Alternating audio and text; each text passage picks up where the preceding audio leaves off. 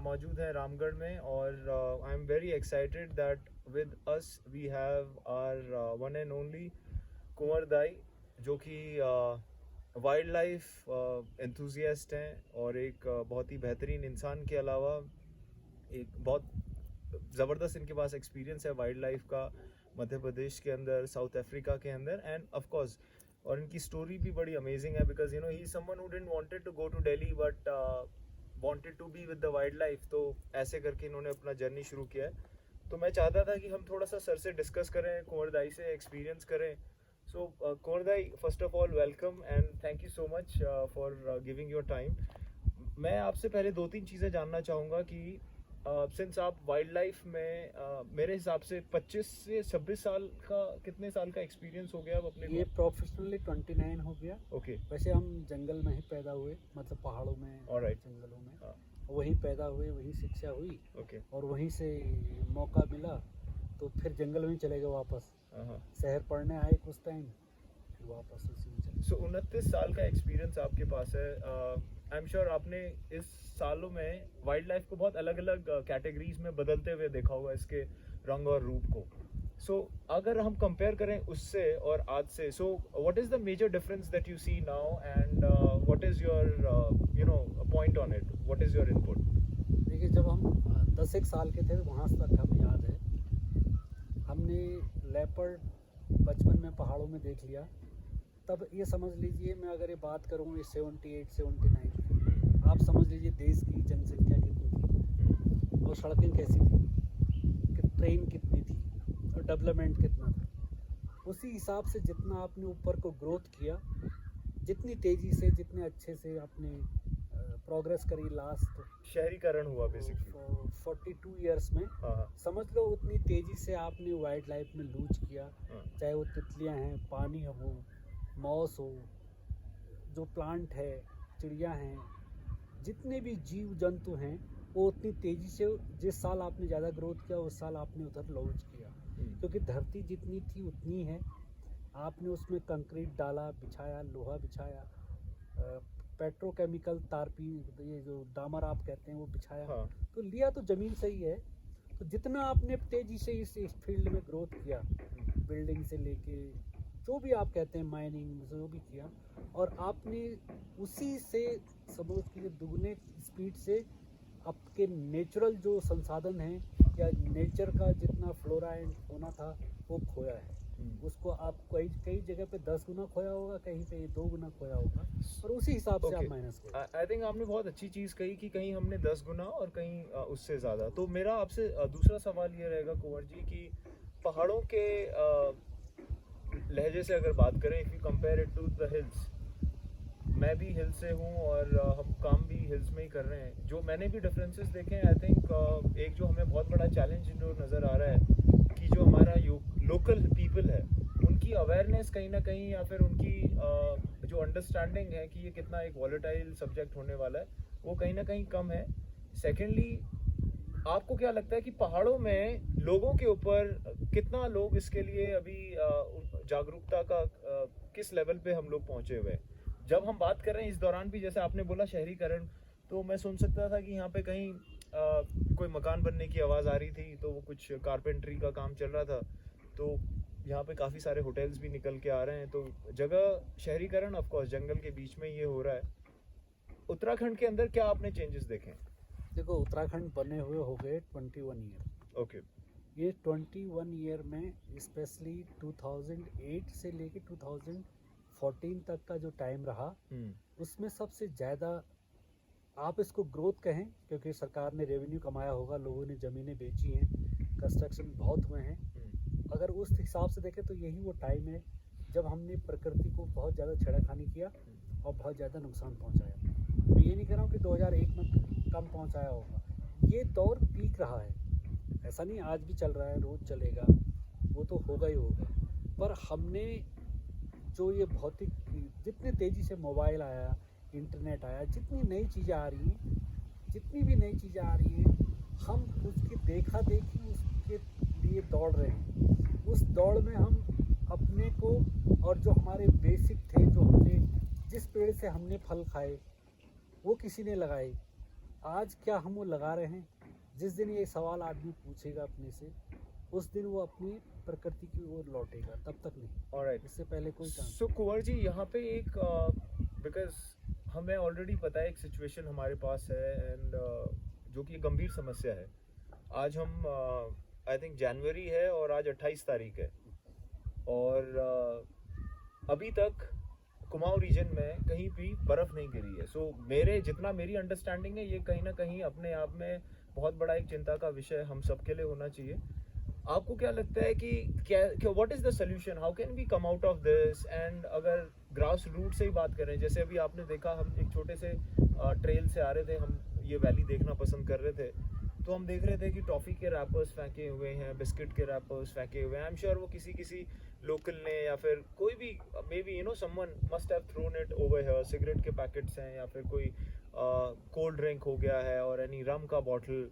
So what do you think, what is the solution, what can the government do? Because जितना मैं देख पा रहा हूँ मुझे कभी लगता है कि शायद हम उतना effort as a organization, as a government I mean to say नहीं निकल के आ रहा है। देखो, हम हैं थर्ड वर्ल्ड कंट्री। एग्जैक्टली। मैं इसलिए कह रहा हूँ आपसे ये, मैं 1995 से ये डिबेट सुनते आ रहा हूँ, प्लास्टिक प्लास्टिक प्लास्टिक। तब प्लास्टिक आज से 1% था, आज अगर 100% है। तब थोड़ा बहुत शैम्पू आ गया था छोटे रैपर में, 2 रुपये में या 1 रुपये में। तब भी हम कभी सेमिनार में बोलते थे कि नालियाँ बंद हो रही हैं, नालियाँ ओवरफ्लो कर रही हैं बिकॉज ऑफ द शैम्पू के पाउच।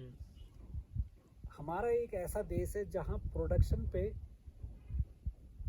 बिल्कुल पाबंदी नहीं है। आप कुछ भी प्रोडक्ट करिए, उसको प्लास्टिक में भेजिए और कोई दिक्कत नहीं।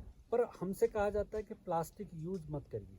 नहीं, आपने आई थिंक सही बोला। वो आपके ठंडा ठंडा कूल से लेके अच्छा ये आपके जैम से लेके आई थिंक हर एक चीज़ अब 1 रुपए के पाउच से 2 रुपए के पाउच में शुरू हो गई है। जब ये स्थिति आ जाती है कि 1 रुपए के पाउच में प्लास्टिक मिलता है, तो आप उसको फिर रोक नहीं सकते। उसको रोकने का तरीका है कि आप मैन्युफैक्चरिंग पे रोक लगाएं। और एक थर्ड वर्ल्ड कंट्री कभी ऐसा सोच नहीं सकती। तो हम 2 नावों पे पैर रख नहीं सकते। अगर थर्ड वर्ल्ड कंट्री ये सोचे कि 1 रुपए के पाउच पे, चाहे वो किसी भी कंपनी का हो और उसके बाहर कुछ भी लिखा हो, उससे मेरा पर्सनल वो नहीं है। जब 1 रुपए के पाउच में कुछ मिलता है और वो प्लास्टिक है, तो आप सोच लो, आप इसे कंट्रोल नहीं कर सकते। या तो आदमी ये सोच ले कि मैं 1 रुपए में जिसमें प्लास्टिक है या 10 रुपए में कुछ प्लास्टिक में आ रहा है, तो मैं इसका इस्तेमाल करूँगा ही नहीं, तब तक ये नहीं रुक सकता। और लोग इतने अवेयर अभी नहीं लगता कि अगले कुछ सालों तक, क्योंकि मैं 25 ईयर पहले इस ऐसी बातें हम सुनते थे और कहते थे। 25 साल में तो बढ़ ही रहा है, तो अभी आगे इतनी जल्दी इसके कम होने की कोई उम्मीद नहीं है, अभी तो बढ़ने की ही उम्मीद है। अगर आपको जो आपके जहन में और दिमाग में सोल्यूशन आते हैं और आपको जो लगता है, जैसे मुझे समझ आता है कि फॉर एग्जांपल हमें ये स्कूली स्तर से इस पे थोड़ा सा और एम्फेसिस डालने की ज़रूरत है। आपको क्या लगता है छोटे छोटे क्या ऐसे इनिशिएटिव गवर्नमेंट कर सकती है और लोकल पंचायत कर सकती है ताकि एटलीस्ट हम एक स्टेप बाय स्टेप चल सके?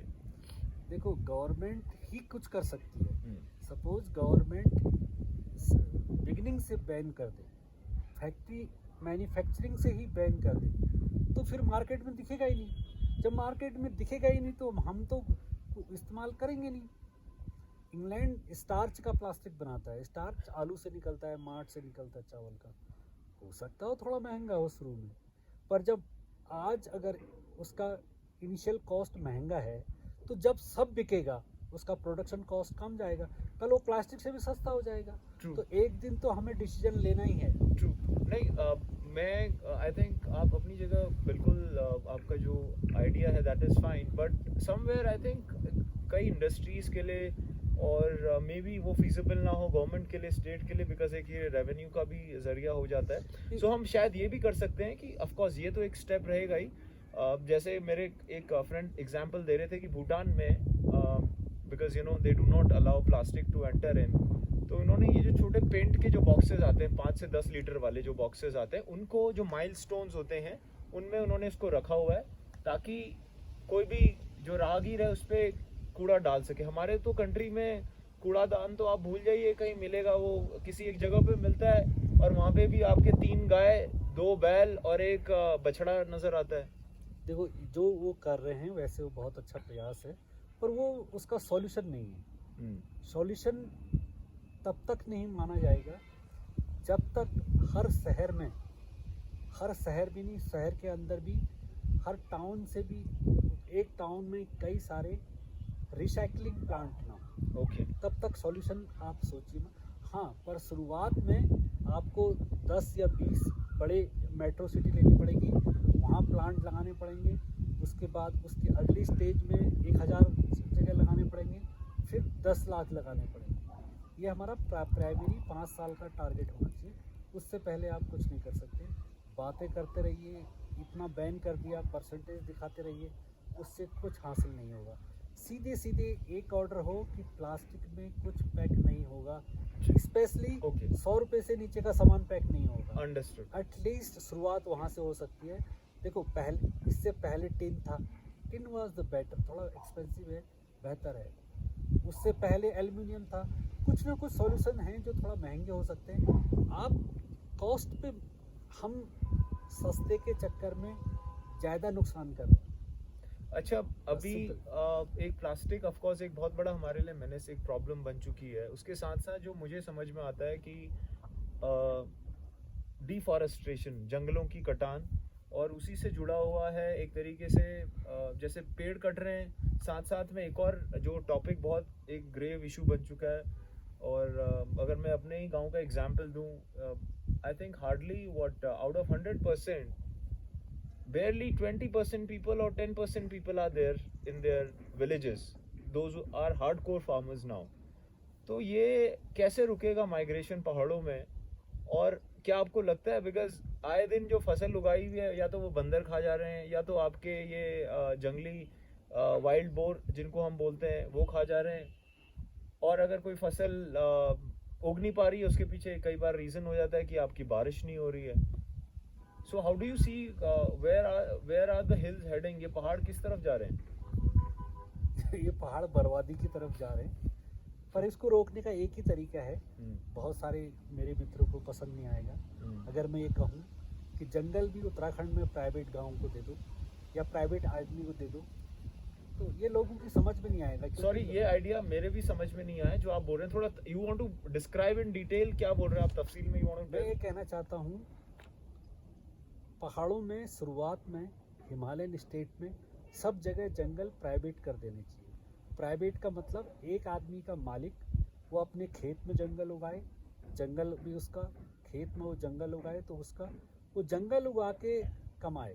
जैसे आप गेहूँ उगा रहे हैं 6 महीने में, चावल उगा रहे हैं, तो क्यों ना आप पेड़ उगाएं, पेड़ से सरकार उसको पैसे दे, वो पेड़ गिनाए, पेड़ काटे, पेड़ बेचे। और कोई तरीका मुझे फ़िलहाल नज़र नहीं आ रहा इन शॉर्ट टर्म, क्योंकि पहले सरकार खेती करती है, यूकेलिप्टस बोती थी, 10 साल में कटाती थी, कैसे भी था, मार्केट की डिमांड पूरी कर रही है, पैसा ही कमा रही है ना, धंधा कर रही है, बिजनेस कर रही है। तो वो जो किसान गेहूँ बो रहा 6 महीने में, गेहूँ वो कहीं से खरीद ले, जब नहीं हो रहा वो अपने पहाड़ में वो खेती करे जिसको बेचे, और तो उसको 10 साल में, सही 10 साल में पैसा मिले। वो अपने खेतों में जब जानवर नुकसान कर रहे हैं तो जंगल उगाए। तो जंगल को प्राइवेट कर देना चाहिए।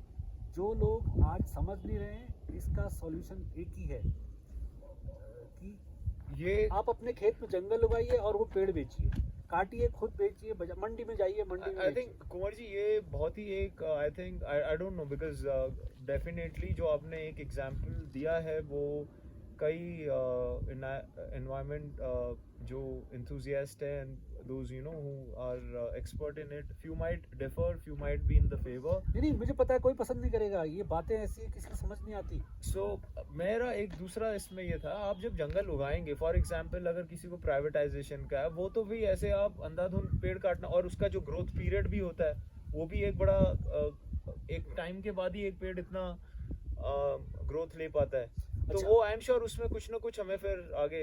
अच्छा, आप बगीचा लगाते हो आम का, कितने साल में फल पाते हो? 5 साल, 10 साल। मैं तो इतनी बात कर रहा हूँ, आप बगीचा लगाइए, फल खाइए।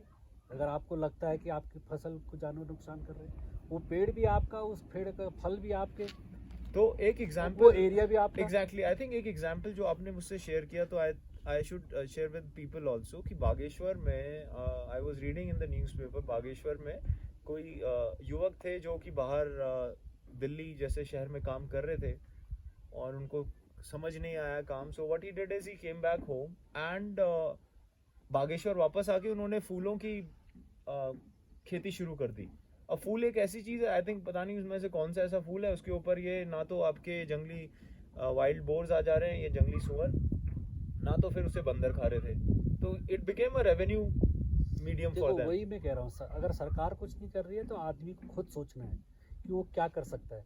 देखो सपोज करो जहाँ पे हम बैठे हैं यहाँ चारों तरफ जंगल है, अब मैं अपने खेत में को भी जंगल बना दूँ या अपनी जितना मेरी आवश्यकता है कुछ उगा सकता हूँ तो अच्छा है, नहीं उगा सकता तो कोई बात नहीं, अब मेरे को ही इसका रास्ता निकालना पड़ेगा। जंगल होगा तो पानी होगा, पानी होगा तो सबका भला होगा, अगर पानी नहीं होगा तो ये नदी कहाँ को जाएगी, तो नीचे वाले क्या करेंगे। नीचे मतलब मेरा मतलब है जो Plains. जिस स्प्रिंग से जो जा रही नदी उसके किनारे के लोग, तो देखो उसकी जिम्मेदारी भी हमारी है एक फैमिली हेड के नाते। Alright. आपकी अपनी रिस्पॉन्सिबिलिटी के साथ साथ नीचे जो बेस्ड लोग हैं उनके लिए स्वच्छ पानी पहुंचाना भी आपकी जिम्मेदारी है।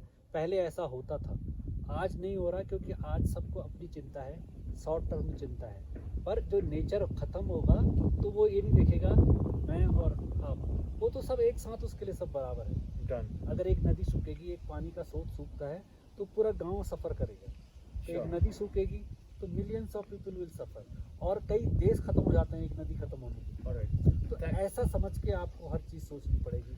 Alright, Kumar ji. So I think that is all for the moment. Thank you so much.